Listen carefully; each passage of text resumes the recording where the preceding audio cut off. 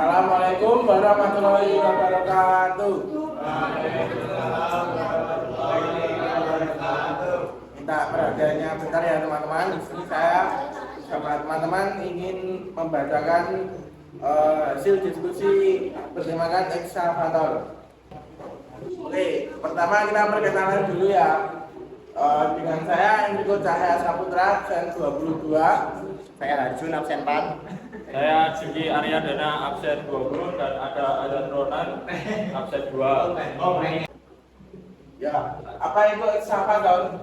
Ekskavator merupakan suatu alat berat yang secara umum terdiri dari 3 bagian, yakni boom, itu bahu, terus ada al, itu lemah, dan komponen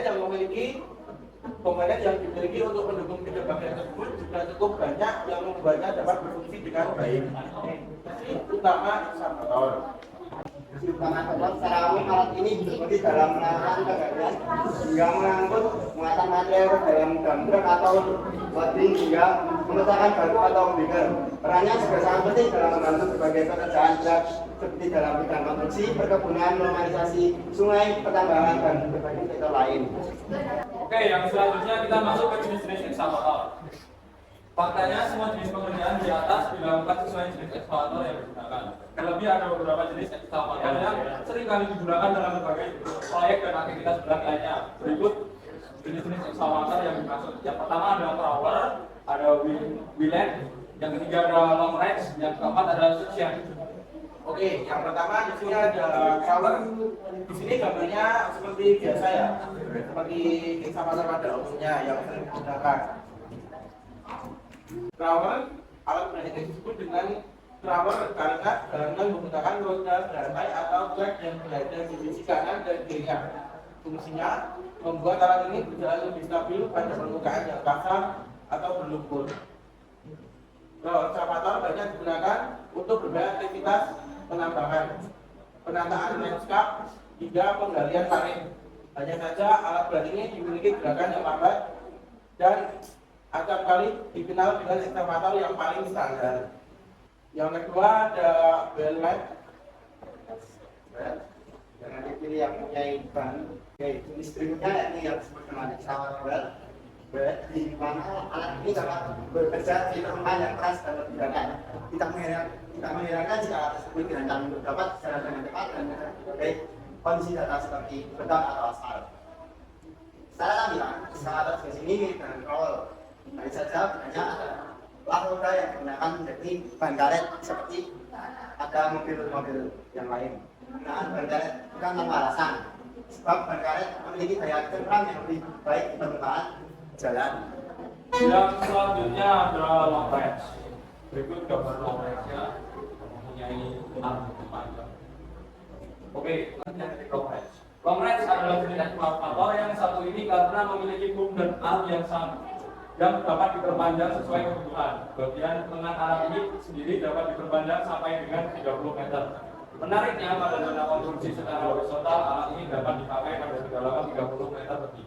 Tidak mengherankan jika alat berat ini banyak digunakan untuk pekerjaan dengan kondisi lokasi yang sulit seperti pengerukan di atas danau atau sungai. Yang terakhir ada suction. Berikut gambarnya. Suction. Ekskavator yang digunakan untuk menggali pada wilayah yang mudah retak atau membersihkan puing-puing. Ekskavator ini juga sering digunakan pada pekerjaan bawah tanah sehingga dapat memperkecil potensi kerusakan di tempat yang mudah retak tersebut. Ekskavator ini kerap disebut dengan ekskavator hisap atau vakum. Ini dapat digunakan dengan berbagai perlengkapan yang dimiliki.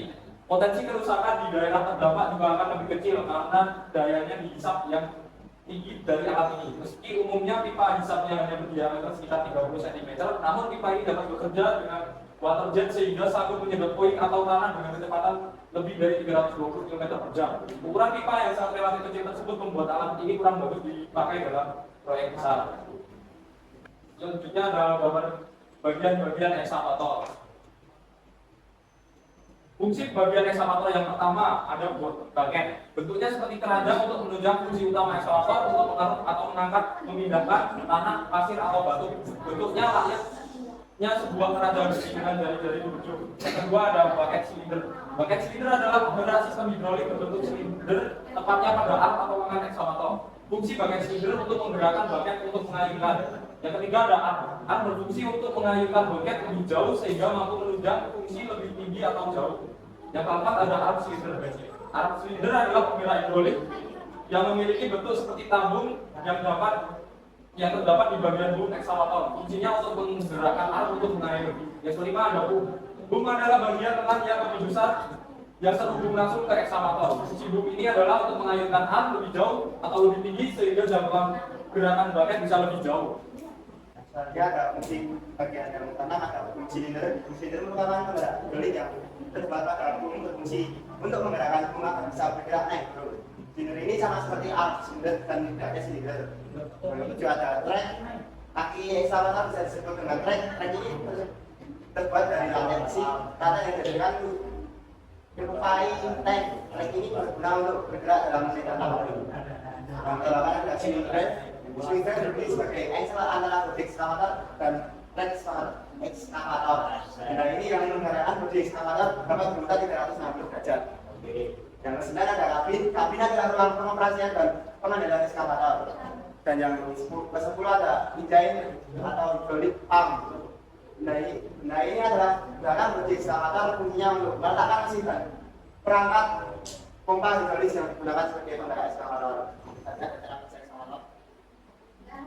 Oke, sekarang ada eksavator. Itu ada swing.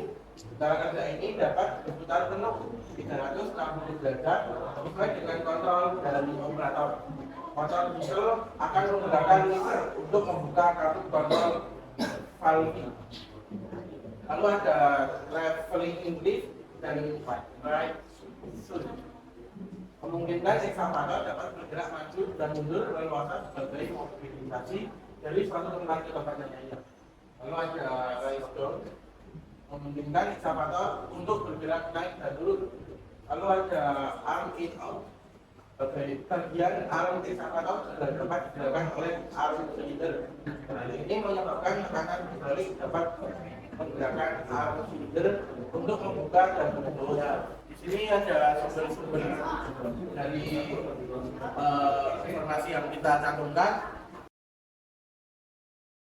Mungkin dari teman-teman ada yang ingin bertanya? Saya izin bertanya apa jenis itu mau yang sering dipakai di dunia pertambangan sama apa rasanya? Mungkin sedikit bertanya, tipe-tipe apa saja yang sering digunakan, ekskavator apa saja yang sering digunakan di tambang? Sama ya berarti ya. Mau bertanya apa perbedaan dari crawler dan long range? Oke, untuk pertanyaannya yang dari Mas Iqbal tadi jenis apa saja yang sering digunakan dalam pertambangan?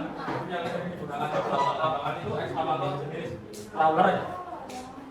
Seperti ini. Nah, karena di tambang biasanya membutuhkan bucket yang lebih besar dan bebannya itu gampang besar program maupun jangka panjang. Jadi dasar kapasitas bucket. Jadi yang paling sering digunakan ya crawler itu masukkan. Siap.